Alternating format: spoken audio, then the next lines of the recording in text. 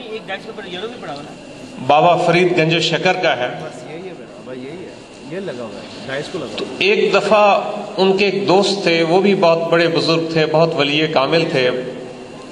ان دونوں نے آپس میں ملاقات کی اور ایک دوسرے کے ساتھ یہ معاہدہ کیا کہ ہم میں سے جو آدمی پہلے فوت ہو جائے گا بچے نے بولنا وہ دوسرے کو یہ بتائے گا. دو بہت بڑے نام, خواجہ حمید الدین ناگوری اور بابا فرید الدین گنج شکر مسعود, دونوں نے معاہدہ کیا کہ جو آدمی ہم سے پہلے فوت ہو جائے گا, جس کا انتقال پہلے ہو جائے گا, اس کے ذمہ یہ لازمی ہوگا کہ اس دوسرے کو یہ بتائے کہ کس عمل سے, کس کام سے, کس چیز سے اس کو زیادہ فائدہ پہنچا مرنے کے بعد.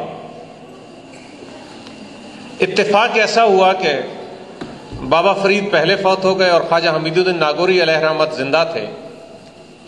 تو انہوں نے سوچا کہ یہ اگر مجھے خواب میں بتانا ہے, انہوں نے تو خواب صرف انبیاء کے سچے ہوتے ہیں, عام آدمی خواب ضروری نہیں سچا بھی ہو سکتا ہے, جھوٹا بھی ہو سکتا ہے.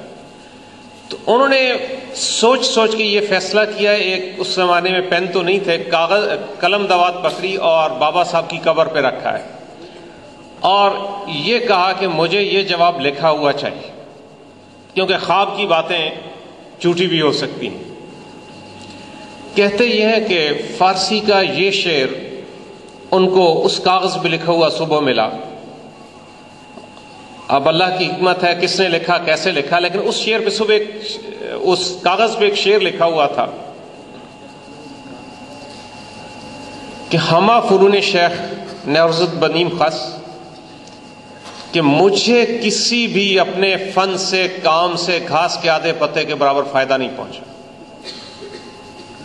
بابا فرید ایسی شخصیت کی طرف سے یہ جواب تھا کہ ساری زندگی کے کسی کام, کسی عمل, کسی علم سے ایک گھاس کے آدھے پتے کے برابر فائدہ نہیں پہنچا مجھے.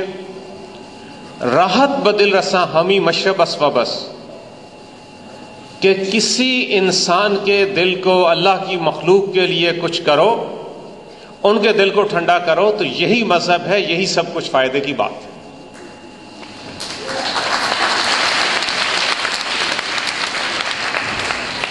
بڑے لوگ وہ ہوتے ہیں, اللہ تعالیٰ ان لوگوں کو, خدا کی قدرت ان لوگوں کو بڑا بناتی ہے جو اپنی ذات کو چھوڑ کے اور دوسروں کے لیے کچھ کرتے ہیں, دوسروں کے لیے سوچتے ہیں, دوسروں کے لیے تڑپتے ہیں اور دوسروں کے لیے کچھ کرتے رہتے ہیں. جتنا کچھ وہ سوچتے ہیں, جتنا کچھ کر پاتے ہیں, اسی حساب سے اللہ تعالیٰ ان کو عظمت دیتی ہے, اللہ کی ذات ان کو عظمت دیتی ہے. حکیم سعید کی عظمت کا بھی یہی راز ہے کہ انہوں نے ساری زندگی اس ملک کے لیے, اس ملک کے بچوں کے لیے, اس ملک کے لوگوں کے لیے سوچا, اس ملک کو لوگوں کے لیے کچھ تعلیم میں, صحت میں اور ایک اچھی مثال قائم کرنے کے لیے کام کیا. پچھلی دفعہ, یہ آخری بات ہے جو میں کر رہا ہوں اور دانستہ کر رہا ہوں, پچھلے سال جب میں یہاں آیا تھا اسی حال میں, تو میں نے ایک اور واقعہ بھی بیان کیا تھا جو حکیم صاحب کے انٹرویو سے میں اکثر بار بار پڑھا کرتا ہوں جب بھی وہ کتاب مجھے ملے, جو ان کے انٹرویوز پہ مشتمل چھپی ہوئی ہے, کہ حضرت عمر رضی اللہ تعالی عنہ سے کسی نے پوچھا, یہ بات کی, تبصرہ کیا ان کے سامنے. یہ حکیم صاحب کے انٹرویو میں یہ واقعہ لکھا تھا ایک میں,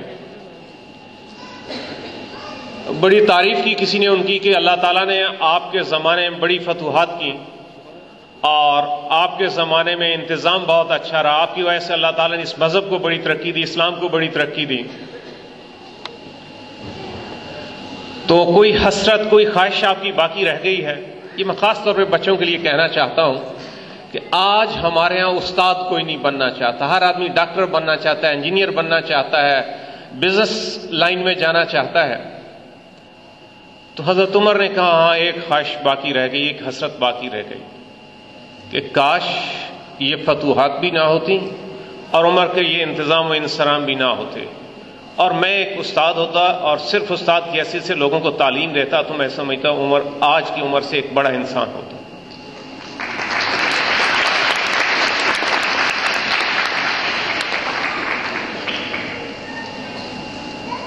معاملہ صرف اتنا ہے, یہ خراج عقیدت بڑے لوگوں کو, شہیدوں کو کیوں پیش کیا جاتا ہے.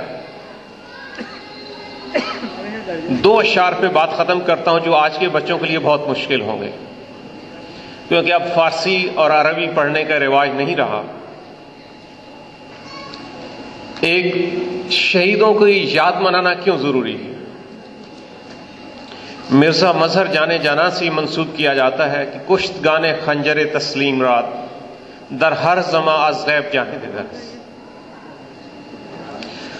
وہ لوگ جو اپنے آپ کو، اپنی انا کو، اپنی ذات کو اللہ کی رضا کے سپرد کر دیتے ہیں اور اپنی زندگی اس رضا سے وابستہ کر دیتے ہیں، ان کو اللہ تعالیٰ ہر زمانے میں ایک نئی زندگی دیتا ہے۔ از غیب در ہر زمان جانے دے گرست، اللہ کی ذات ہر دور میں ان کے لیے ایک نئی زندگی کا بندوبست کرتی ہے۔ وہ زندگی ایسی ہوتی ہے کہ جو ان کی فکر ہوتی ہے، جو ان کا کردار ہوتا ہے، جو ان کے افکار ہوتے ہیں، اللہ تعالیٰ ان کو زندگی دیتی ہے۔ ان کی وجہ سے اس قوم میں ایسے بچے پیدا کرتی ہے جو اس لائن پہ چلتے ہیں، جو اس کردار کو اپناتے ہیں۔ یہ جو شہیدوں کے لیے پھولوں کی پتیاں بکھیری جاتی ہیں، یہ شعر بھی علامہ اقبال کے کلام میں پایا جاتا ہے، لیکن شاید ان کا اپنا نہیں ہے، تضمین کی گئی ہے اس کی، کہ کسی نے سوال کیا تھا کہ یہ شہیدوں کی قبروں پہ لوگ پھول کیوں پھینکتے ہیں، پتیاں کیوں ڈالتے ہیں؟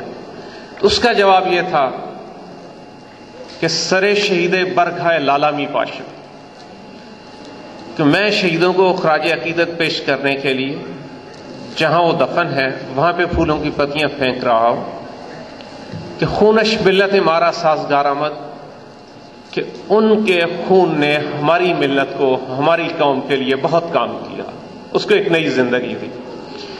میری یہ دعا ہے کہ ہماری قوم کے سارے بچے اور جو بچے یہاں بیٹھے ہیں، اللہ تعالیٰ ان کو حکیم سعید کی فکر، کردار، خوبیاں اور جیسی ان کی خواہشات تھیں اس جیسا ان کا پرتاؤ بنائے۔ اللہ تعالیٰ بہت خوشیاں، بہت ترقی اور بہت عظمتیں دے اور بہت آسانیاں پیدا کرے۔ شکریہ۔